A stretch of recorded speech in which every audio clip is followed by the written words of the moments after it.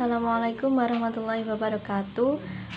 Yang terhormat Bapak Rudi Hadi selaku pengampu mata kuliah Ushul Fikih serta teman-teman dari Prodi AS dan KPI yang saya sangat banggakan. Di sini saya akan melanjutkan pembahasan dari kelompok saya, yaitu selanjutnya tentang materi al-istishab. Al-istishab dalam kajian usul al-nahwi al-arabi. Al-istishab secara terminologi berasal dari kata istashaba dalam sigot istif'al yang bermakna istamaror sahih. Kalau kata sahih diartikan dengan teman atau sahabat, dan istimaror selalu diartikan selalu dan terus menerus. Maka istishab secara etimologi artinya selalu menemani atau menyertai.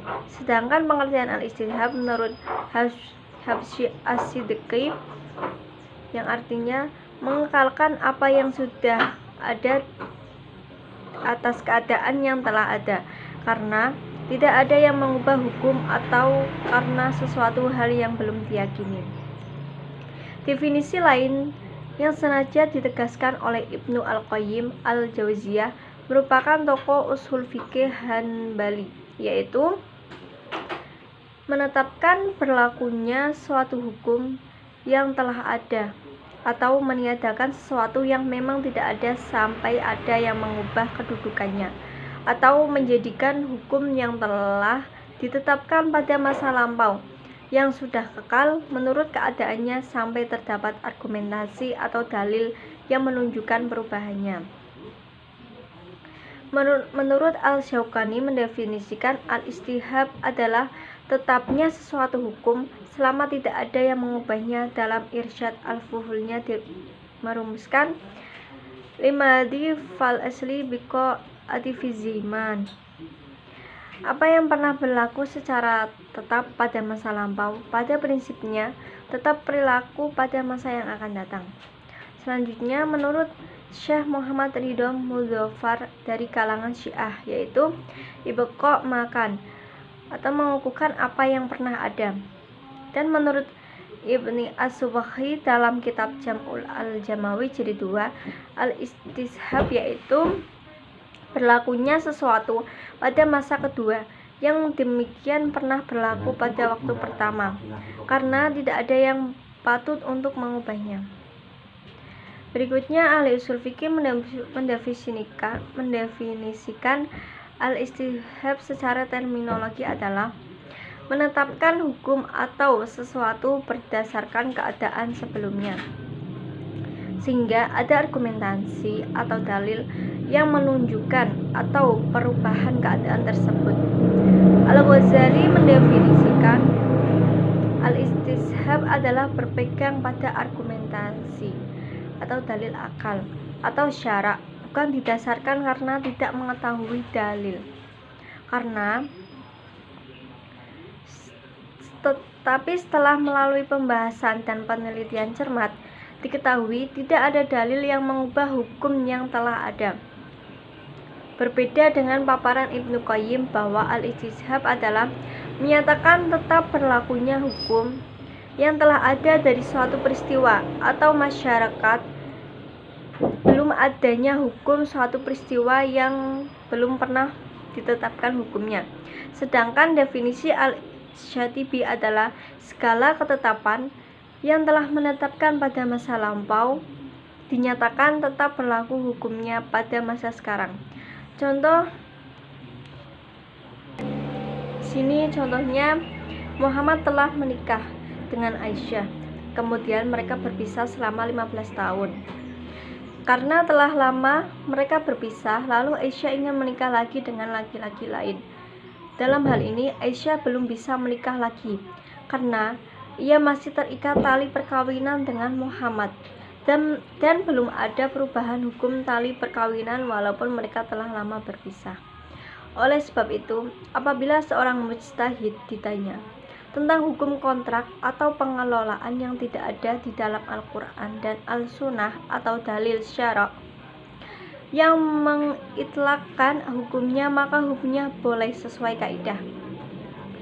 Yang artinya pada dasarnya sesuatu itu adalah dibolehkan.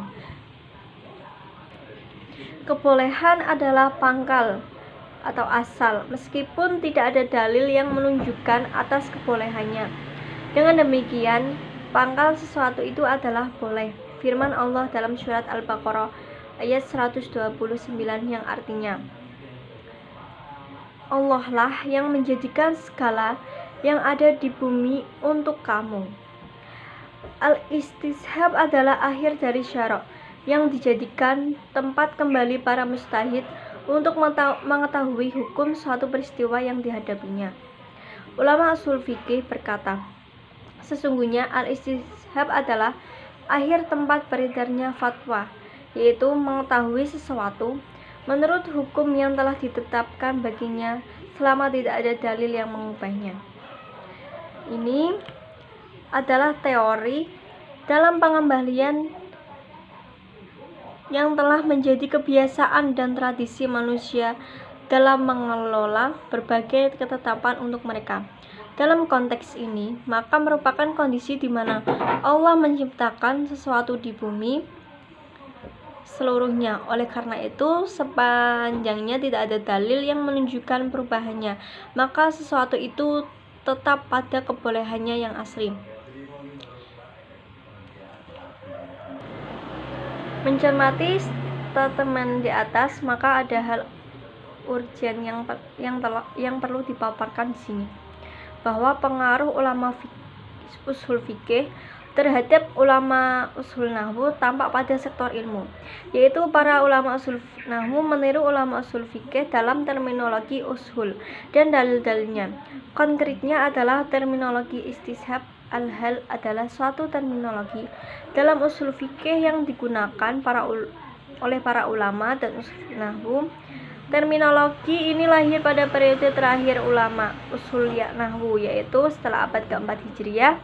Ibnu Jinni tidak menggunakan terminologi ini, kendati ada pemahaman yang sama dengan terminologi ini.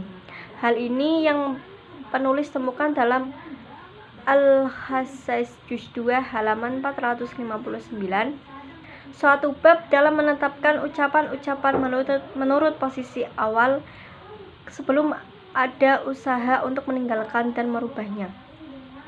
Terminologi inilah yang dikonversikan dalam istishab al-hal. Ulama usul fikih mendefinisikan istishab al-hal adalah penetapan hukum atau sesuatu dengan kondisi yang berlaku sebelumnya sampai ada dalil yang merubah kondisi itu, atau pemberlakuan hukum yang berlaku pada masa lalu untuk masa kini sampai ada dalil yang merubahnya. Ibnu Al-Anbari berbeda dengan Ibnu Jinni.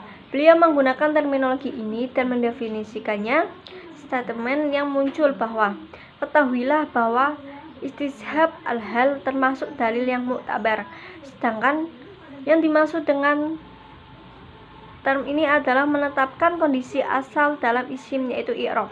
Selanjutnya menetapkan kondisi asal dalam fi'il, yaitu bina, sampai ada yang diwajibkan bina pada isim dan mewajibkan i'rab pada fi'il. Demikian yang saya sampaikan, kurang lebihnya mohon maaf. Semoga bermanfaat. Wabillahi taufiq wal hidayah. Wassalamualaikum warahmatullahi wabarakatuh.